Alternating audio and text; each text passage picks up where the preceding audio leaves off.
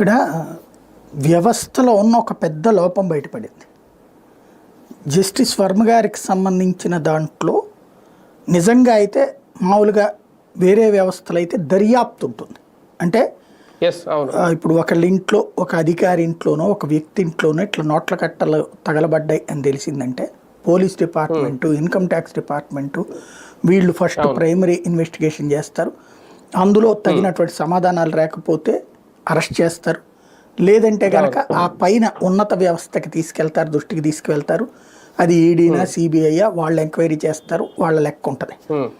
ఇది సహజ సిద్ధంగా ఉంటుంది. నోట్ల కట్టలు అయితే కనుక ఉంటుంది. అయితే ఇంట్లో నోట్ల కట్టలు ఉండటం నేరం కాదు. నోట్ల కట్టలు తగలబట్టడం అనేది అగ్ని ప్రమాదం అవుతుంది. కానీ అది 15 కోట్ల నుంచి 30 కోట్లు అన్నటువంటిది కొందరు సృష్టించినటువంటి మాట. అంత ఉన్నట్టు అక్కడ కనిపించట్లా.